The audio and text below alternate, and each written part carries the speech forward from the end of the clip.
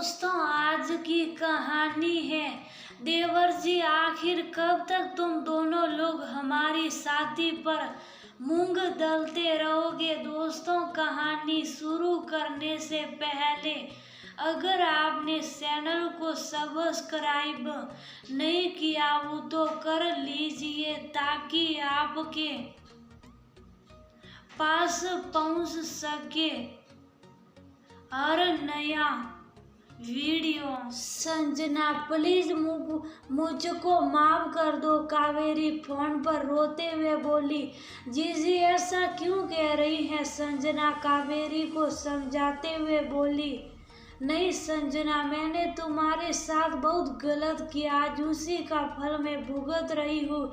जीजी वो समय तो बीत गया, अब उसकी चर्चा करने से क्या फायदा। संजना, भगवान सही कहते हैं कि स्वर्ग नरक ऊपर किसने देखा, सभी अच्छे बुरे कर्मों का फल यही इसी धरती पर ही प्राप्त होता है। आज मेरे उन्हीं कर्मों की सजा मिल रही है कि मेरी दोनों बहुएं मुझको इस अवस्था में छोड़कर चली गई। क्यों, क्या हुआ आपको? संजना, मेरे कुल्ले की हड्डी टूट गई है। जीजी आप परेशान मत होइए, मैं हूं ना, मैं आज जाऊंगी। संजना ने कह तो दिया लेकिन आंखों में आंसू झिलमिलाने लगे। कितना रोई थी संजना जब कावेरी ने उसको बिना कुछ लिए दिए परिवार से अलग कर दिया था। जब वो ब्याह कर आई तो पति से ही सब कुछ पता चला कि ससुर का स्वर्गवास बहुत पहले हो गया था और सास भी उनके ही अधीन थी। जब ससुर का स्वर्गवास हुआ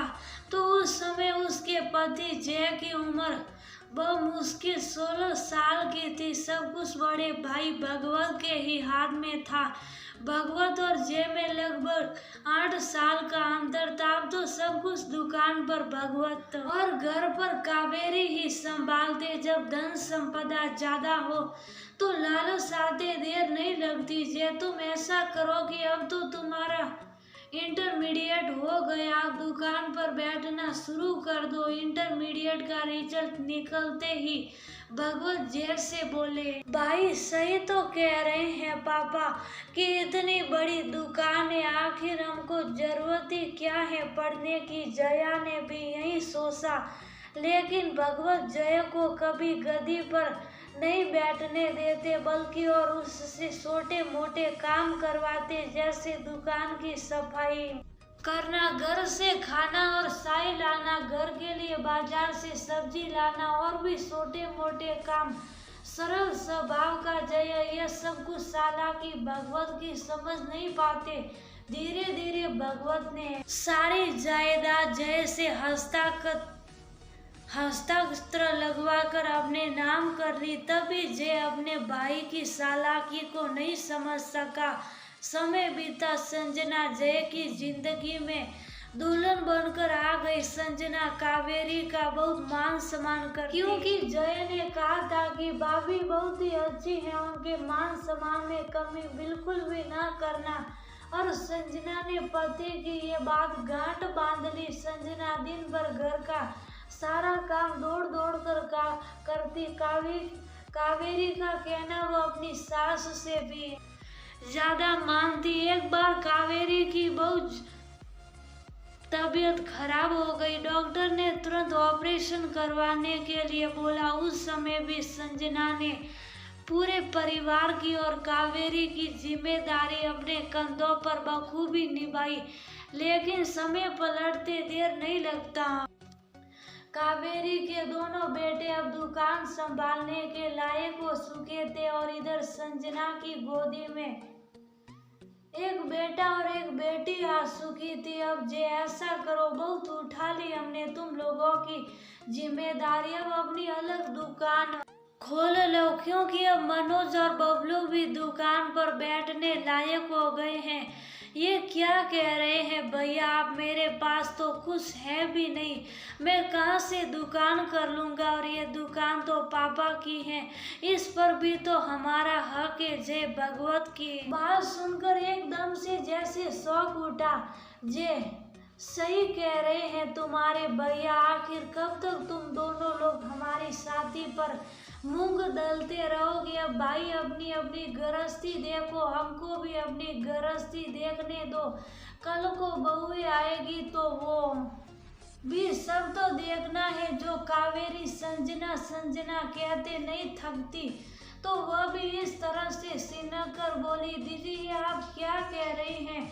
हम लोग इन छोटे बच्चों को आखिर कहाँ लेकर जाएंगे? संजना तो जैसे एकदम से रोने ही लगी, उसका तो जैसे दिल भी टूट गया। पिछली गली में जो अपना घर है वह तुम ले लो और उसी के बाद दुकान पर अपना काम धंधा शुरू करो। भगवत सपाट शब्दों में बोले, भैया और दीदी आप लोग ये बिल्कुल भी अच्छा नहीं कर रहे हैं। हम लोगों के साथ हमारा हम हक हमको दे दीजिए, हम अलग हो जाएंगे। संजना अभी भी रो रही थी।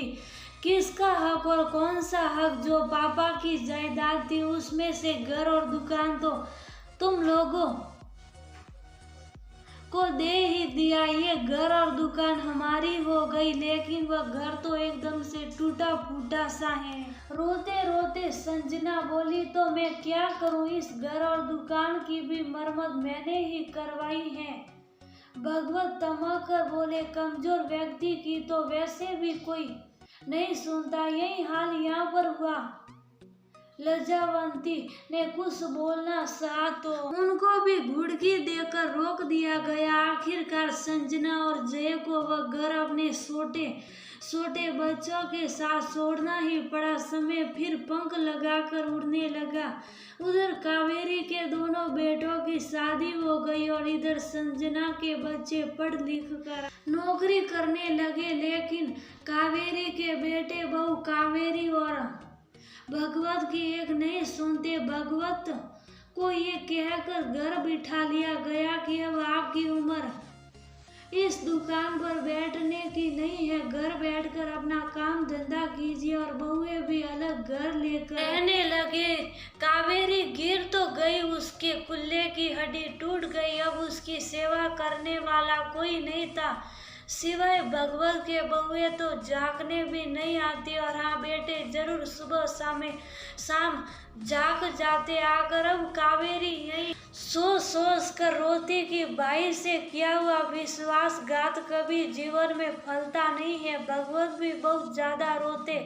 सही कह रही हो कावेरी, उस समय हम लोग जमीन जायदाद के लालच में अंधे हो गए थे, लेकिन भगवान हिसाब किताब जरूर लेता है। और आज वो अपनी देवरानी से किए हुए कर्मों की क्षमा मांग रही थी। जीजी आप मुझसे क्षमा मत मांगिए, आपने अपने कर्मों का प्रायश्चित कर लिया, यही हमारे लिए बहुत है। आपकी बहुएं आपकी सेवा नहीं कर रही तो क्या हुआ, हम आपकी देखभाल करेंगे। संजना समझाते हुए बोली, बच्चे तो बाहर चले ही गए थे और संजना उनकी देखभाल करने के लिए उनके पास जाने लगी, क्योंकि उसको अपनी जेठानी का दर्द देखा नहीं जा रहा था। उसके बच्चे बहुत किनमिनाते, लेकिन वो बच्चों को जी भर के समझाती और उसका विश्वास भी यही था कि परिवार को जोड़ने के लिए कुछ तो कीमत चुकानी ही पड़ती है। संजना ने सब कुछ भुलाकर उनकी खूब अच्छी तरह से देखभाल की और उसकी देखभाल से कावेरी ठीक भी हो गई और आज वह देवरानी जेठानी फिर से